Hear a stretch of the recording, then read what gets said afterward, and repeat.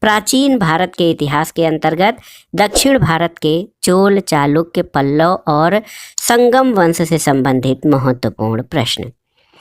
पहला प्रश्न है दोस्तों, चोल वंश का अंतिम शासक कौन था? ऑप्शन है राजराज प्रथम, राजेंद्र द्वितीय, राजराज द्वितीय या पुलकेशिन द्वितीय। तो सही उत्तर क्या हो जाएगा? सही उत्तर है राजराज द्वितीय, ऑप्शन सी। दोस्तों याद रखिएगा, राजराज प्रथम का शासनकाल 985 से 1012 ईस्वी है। राजेंद्र द्वितीय का शासनकाल 1052 से 1064 ईस्वी है और राजराज द्वितीय का शासनकाल 1150 से 1173 ईस्वी है।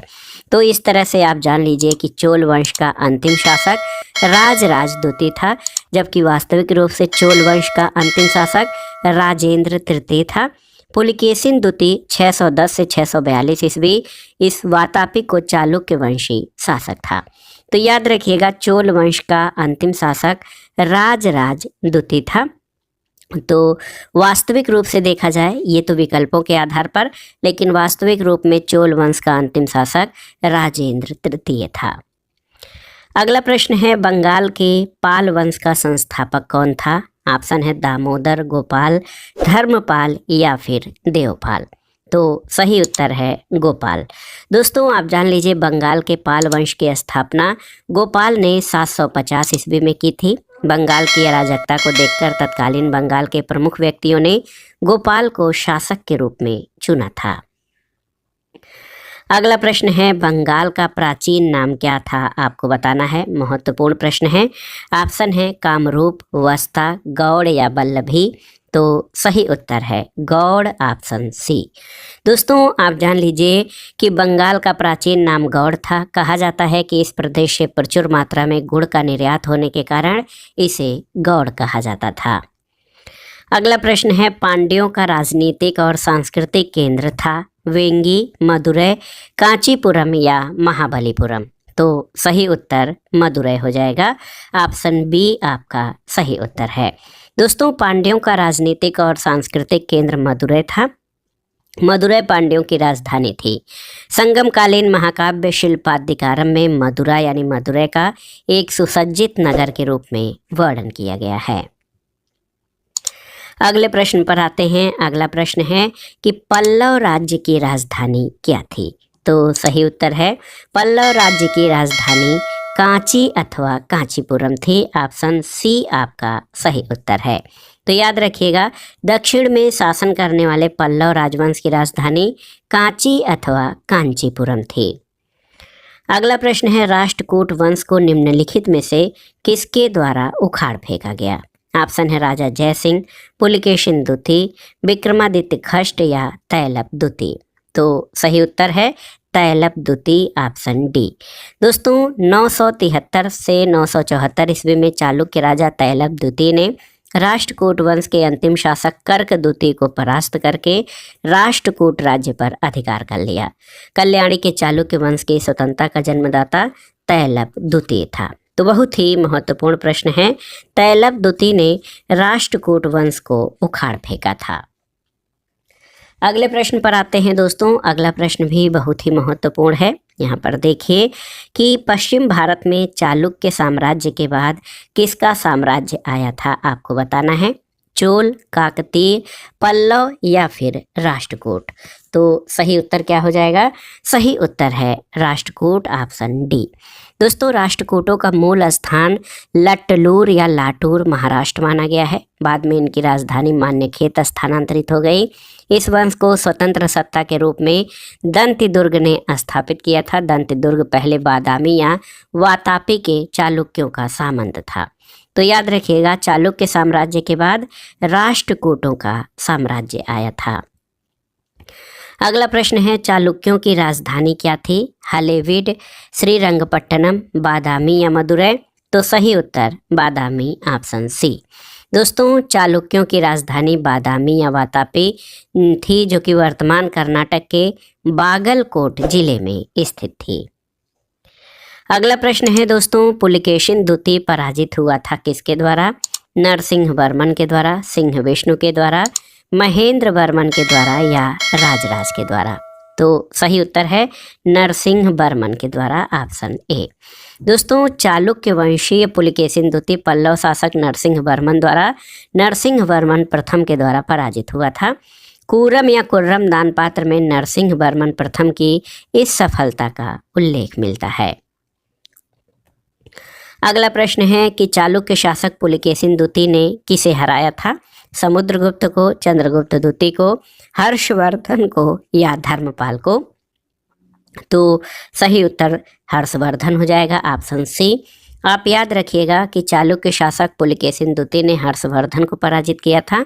पुलकेशिन द्वितीय की ऐहोल प्रशस्ति में उसकी इस सफलता का उल्लेख मिलता है और ये युद्ध नर्मदा नदी के तट पर हुआ था। अगला प्रश्न है काकतीय वंशी कहाँ के शासक थे? गुजरात, राजस्थान, केरल या आंध्र प्रदेश? तो सही उत्तर है काकतीय वंशी, ये आंध्र प्रदेश के शासक थे, ऑप्शन डी आपका सही उत्तर है। तो याद रखिएगा काकतीय वंश ने आंध्र प्रदेश में शासन किया और इनकी राजधानी वारंगल थी। अगला प्रश्न है अधिकांश चोलकालीन मंदिर किस देवी या देवता को समर्पित हैं? विष्णु, शिव, ब्रह्मा या दुर्गा को? तो सही उत्तर है शिव, ऑप्शन बी। दोस्तों, आप जान लीजिए अधिकांश चोलकालीन मंदिर शिव को समर्पित हैं। राजराज प्रथम द्वारा निर्मित तंजावुर या तंजौर का बृहदेश्वर मंदिर भगवान शिव को समर्पित था। अगला प्रश्न है चोल अभिलेखों में उल्लिखित भूमि की विभिन्न कोटियों के अनुसार किसको जैन संस्थानों को दान में दी गई भूमि कहा जाता था? ऑप्शन है वेल्लन वगाई, ब्रह्मदेव, शालाभोग या पल्लिचंदम। तो सही उत्तर क्या हो जाएगा? सही उत्तर पल्लिचंदम, ऑप्शन डी हो जाएगा। दोस्तों, आप जान लीजिए कि चोल अभिलेखों में दान में दी जाने वाली भूमि का उल्लेख मिलता है जो विभिन्न धर्मों और सामाजिक समूहों को दिया जाता था। जैन संस्थानों को दी जाने वाली भूमि को पल्लिचंदम कहा गया है। अगला प्रश्न है चोल वंश भारत के किस भाग में अधिकतर शासन करते थे? आपको बताना है पूर्व, पश्चिम, उत्तर या दक्षिण? तो सही उत्तर है दोस्तों दक्षिण भारत। दोस्तों, ये बहुत ही महत्वपूर्ण प्रश्न है। दक्षिण, जब भारत का इतिहास हम लोग पढ़ते हैं तो उसमें चोल वंश महत्वपूर्ण वंश के रूप में आता है और आप जान लीजिए कि चोल वंश प्राचीन भारत का एक राजवंश था। दक्षिण भारत में और पास के अन्य क्षेत्रों में तमिल शासकों ने 9वीं शताब्दी से 13वीं शताब्दी के बीच एक अत्यंत शक्तिशाली तमिल भाषी हिंदू साम्राज्य का निर्माण किया था। अगला प्रश्न है उत्तर मेरूल शिलालेख से किसके प्रशासन के विषय में जानकारी मिलती है? देखिए, पल्लव, चोल, चालुक्य या सातवाहन? तो सही उत्तर है चोल। दोस्तों, याद रखिएगा उत्तर मेरूर तमिलनाडु के कांचीपुरम जिले में स्थित है। यहाँ से प्राप्त शिलालेख से चोलों के ग्रामीण प्रशासन के बारे में जानकारी मिलती है। ये शिलालेख 919 ईस्वी और 921 ईस्वी के मध्य के हैं। तो याद रखिएगा उत्तर मेरूर शिलालेख से चोलों के प्रशासन के बारे में जानकारी मिलती है। अगला प्रश्न है प्राचीन चोल साम्राज्य की राजधानी कहाँ पर थी? आपको बताना है। ऑप्शन है उरैयूर, कावेरीपट्टनम, तंजावुर या मदुरई? तो सही उत्तर आपका देखिए यहाँ पर सही उत्तर क्या हो जाएगा? उरैयूर, ऑप्शन ए आपका सही उत्तर है। आप देख लीजिए प्राचीन चोल या संगमकालीन साम्राज्य की राजधानी उरैयूर थी और संगमकालीन इस वंश के शक्तिशाली शासक करिकाल द्वारा राजधानी को कावेरीपट्टनम में स्थानांतरित किया गया था। अगला प्रश्न है दोस्तों राष्ट्रकूटों की प्रारंभिक राजधानी कौन सी थी? सोपारा, एलोरा, वातापी या अजंता? तो सही उत्तर हो जाएगा एलोरा, ऑप्शन बी। दंतिदुर्ग के शुरुआती अभिलेखों के आधार पर डॉक्टर अल्टेकर ने राष्ट्रकूट राजधानी को एलोरा के आसपास के क्षेत्र में बताया है, जिसे सामान्यतः स्वीकार किया जाता है। कालांतर में मान्यखेत राष्ट्रकूटों की राजधानी बनी थी। अगला प्रश्न है कि देखिए किस मंदिर परिसर में एक भारी भरकम नंदी की मूर्ति है जिसे भारत की विशालतम नंदी मूर्ति माना जाता है?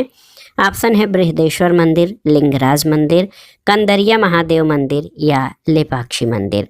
तो सही उत्तर है बृहदेश्वर मंदिर, ऑप्शन ए।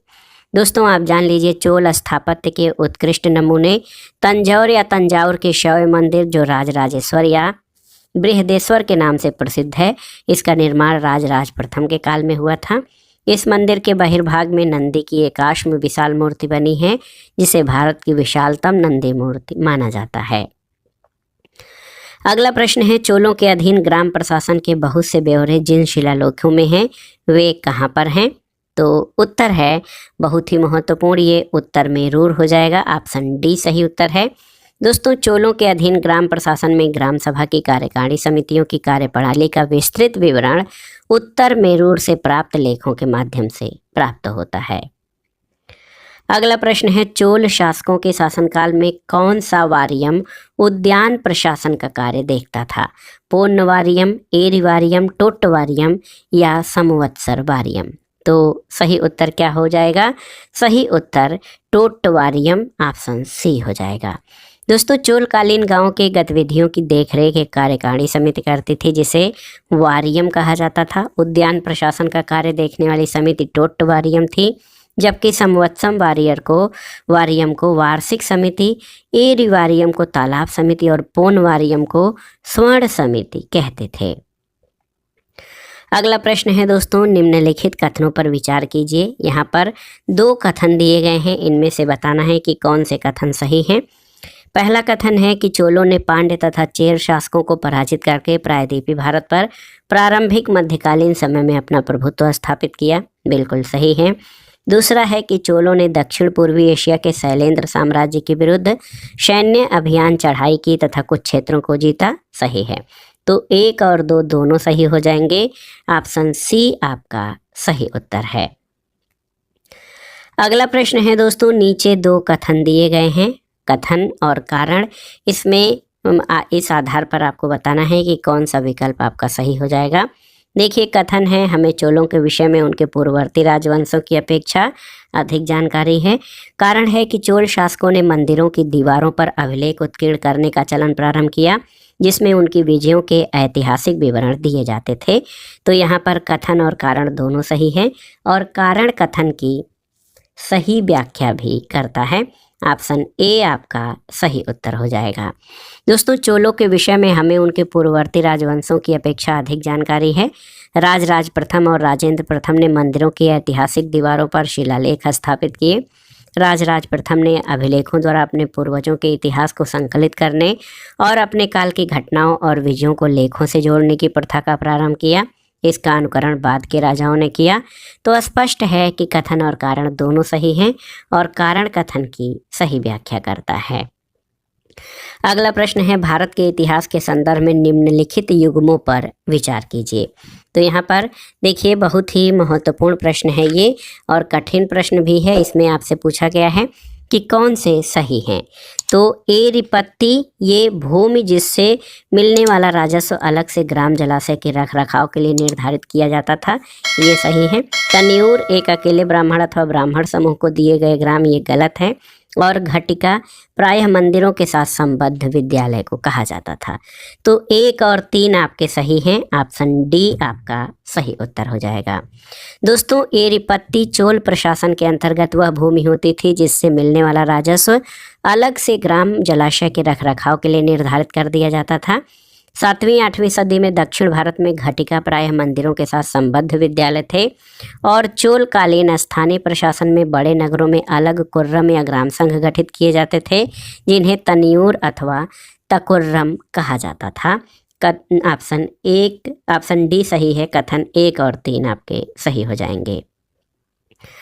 अगला प्रश्न है, प्राचीन भारत का निम्नलिखित में से कौन सा महत्वपूर्ण व्यापार केंद्र उस व्यापार मार्ग पर था जो कल्याण को वेंगी से जोड़ता था? ऑप्शन देखिए, तगर, श्रीपुर, त्रिपुरी या ताम्रलिप्ति। तो सही उत्तर तगर हो जाएगा। Option A. दोस्तों, तगर प्राचीन भारत का महत्वपूर्ण व्यापारिक केंद्र था, और ये कल्याण तथा बेंगी के मध्य स्थित था। अगला प्रश्न है, किस शासक ने सिंघल द्वीप के विरुद्ध 642 ईस्वी में 2 समुद्री अभियान भेजे थे? राजा राम, नरसिंह वर्मन प्रथम, कीर्ति वर्मन प्रथम या जय सिंह प्रथम ने? तो सही उत्तर है नरसिंह वर्मन प्रथम। Option B. दोस्तों, नरसिंह वर्मन प्रथम, जिसका समयकाल या शासनकाल 630 से 668 ईस्वी था, पल्लव वंशीय शासक था। 642 ईस्वी में चालुक्यों के विरुद्ध युद्ध में नरसिंह वर्मन को लंका के एक राजकुमार मानवर्मा से सहायता मिली थी। अतः उसने मानवर्मा को पुनः सिंहल की गद्दी दिलाने के लिए शक्तिशाली नौसेना को 2 बार उसकी सहायता के लिए सिंघल द्वीप भेजा था। अगला प्रश्न है कि प्राचीन संस्कृत ग्रंथों में प्राप्य जो है यवन प्रिय शब्द किसका द्योतक था? तो आप जानते भी हैं, भारतीय काली मिर्च। ऑप्शन डी आपका सही उत्तर हो जाएगा। दोस्तों, भारतीय काली मिर्च यूनानियों और रोमवासियों को बहुत प्रिय थी, इसलिए प्राचीन संस्कृत ग्रंथों में इसे यवन प्रिय कहा गया है। इसकी यूनान और रोम में बहुत अधिक मांग थी। अगला प्रश्न है दोस्तों, ईसा की प्रारंभिक शताब्दियों में भारत तथा रोम के बीच घनिष्ठ व्यापारिक संबंधों की सूचना किस पुरास्थल की खुदाइयों से प्राप्त होती है? ऑप्शन है मदुरै, ताम्रलिप्ति, तोंडी या अरिकामेडु। तो सही उत्तर अरिकामेडु, ऑप्शन डी। दोस्तों, एम्फोरा जार, देखिए अरिकामेडु जो है पूर्वी तट पर पांडिचेरी या पुडुचेरी के निकट कोरोमंडल तट पर स्थित है। पेरिप्लस ऑफ द एरिथ्रियन सी में इसे पोडुके कहा गया है और यहाँ ईसा की प्रारंभिक शताब्दियों में रोमन बस्ती की अवस्थिति मानी जाती है। अगला प्रश्न है, एम्फोरा जार होता है एक क्या? तो सही उत्तर क्या हो जाएगा? दोस्तों, एम्फोरा जार एक लंबा और दोनों तरफ हत्थेदार जार होता है। एम्फोरा जार एक लंबी और संकीर्ण गर्दन वाला और दोनों तरफ हत्थेदार जार है। प्राचीन काल में इसका उपयोग तेल या शराब को रखने के लिए किया जाता था और अरिकामेडु के उत्खनन से रोम आयातित इस जार के अवशेष मिलते हैं। अगला प्रश्न है दोस्तों, मध्यकालीन भारत के सांस्कृतिक इतिहास के संबंध में निम्नलिखित कथनों पर विचार कीजिए। 2 कथन हैं आपके, यहाँ पर आप देख सकते हैं कि तमिल क्षेत्र के लिए सित्तर एकेश्वरवादी थे और मूर्ति पूजा की निंदा करते थे। सिद्ध या सित्तर तो सही है। दूसरा है कन्नड़ क्षेत्र के लिंगायत पुनर्जन्म के सिद्धांत पर प्रश्न चिन्ह लगाते थे और जाति अधिक्रम को अस्वीकार करते थे। तो सही उत्तर 1 और 2 दोनों सही हैं। ऑप्शन सी आपका सही उत्तर है। दोस्तों, तमिल क्षेत्र के सिद्ध या सित्तर एकेश्वरवादी थे और मूर्ति पूजा की निंदा करते थे। लिंगायतों ने जात की अवधारणा तथा कुछ समुदायों के दूषित होने की ब्राह्मणीय अवधारणा का विरोध किया था। इनका विश्वास था कि मरणोपरांत भक्त शिव में लीन हो जाएंगे और इस संसार में पुनः नहीं लौटेंगे। उन्होंने पुनर्जन्म के सिद्धांत को नकार दिया था। अगला प्रश्न, सूची 1 का सूची 2 से सुमेलन करिए और दिए गए कूट से सही उत्तर का चयन करिए। गुप्त देवगढ़। चंदेल जो है, चंदेलों की राजधानी कहाँ थी? ये खजुराहो थी। इसके अलावा चालुक्यों का जो महत्वपूर्ण नगर था वादामी और पल्लवों का पनमलय। तो सही सुमेलन क्या हो जाएगा? दोस्तों, सही सुमेलन ऑप्शन ए हो जाएगा, 4, 3, 1 और 2। अगला प्रश्न है, निम्नलिखित में से कौन से संगम पत्तन पश्चिमी तट पर स्थित थे? कोरकै, पुहार, तोंडी और मुशोरी। तो सही उत्तर है तोंडी और मुसीरी। केवल 3 और 4। दोस्तों, आप जान लीजिए कैसे ये प्रश्न, इसका कैसे व्याख्या आप करेंगे। तो एक अज्ञात ग्रीक नाविक द्वारा रचित प्रसिद्ध पुस्तक पेरिप्लस ऑफ द एरिथ्रियन सी में प्राचीन काल के विभिन्न बंदरगाहों की सूची मिलती है। इसमें नौरा, तोंडी, मुशोरी और नेलिसंडा पश्चिमी तट के प्रमुख बंदरगाह थे। अगला प्रश्न है, भारत के इतिहास में निम्नलिखित घटनाओं पर विचार कीजिए। 4 घटनाएं हैं। राजा भोज के अधीन प्रतिहारों का उदय, महेंद्र वर्मन प्रथम के अधीन पल्लव सत्ता की स्थापना, परांतक प्रथम द्वारा चोल सत्ता की स्थापना, गोपाल द्वारा पाल राजवंश की स्थापना। तो इसमें प्राचीन काल से आरंभ करके सही कालानुक्रम आपका चुनाव करना है। तो सही उत्तर है पल्लव सत्ता की स्थापना महेंद्र वर्मन के द्वारा। तो ये पहले स्थान पर आ जाएगा, 2 हो जाएगा। उसके बाद आप देखिए गोपाल द्वारा पाल राजवंश की स्थापना हो जाएगा, 4 हो जाएगा। फिर आप देखेंगे दोस्तों गोपाल द्वारा पाल वंश की स्थापना, फिर राजा भोज या मिहिर भोज के अधीन प्रतिहारों का उदय, तो 1 हो जाएगा। और सबसे लास्ट में परांतक प्रथम द्वारा चोल सत्ता की स्थापना, ये 3 हो जाएगा। तो सही उत्तर आपका 2, 4, 1 और 3 ऑप्शन सी आपका सही उत्तर हो जाएगा। दोस्तों, प्रतिहारों का पुनः उदय मिहिर भोज के अधीन हुआ, जिसे भोज प्रथम भी कहा जाता है। अगला प्रश्न है, निम्नलिखित में से कौन सी जोड़ी 6वीं से 12वीं शताब्दी तक दक्षिण भारत का राज्य और उसकी राजधानी सुमेलित नहीं है, आपको बताना है। ऑप्शन है पल्लव कांचीपुरम सही है, पांड्य मदुरै सही है, चेर पुडुचेरी ये आपका सही नहीं है, चोल तंजौर सही है, होयसल द्वार समुद्र ये भी सही है। तो केवल ऑप्शन सी आपका सुमेलित नहीं है। और आप देख लीजिए कि चेर राज्य आधुनिक केरल प्रांत में स्थित था, जिसके अंतर्गत त्रावणकोर, कोच्चि और मालाबार का कुछ भाग शामिल था।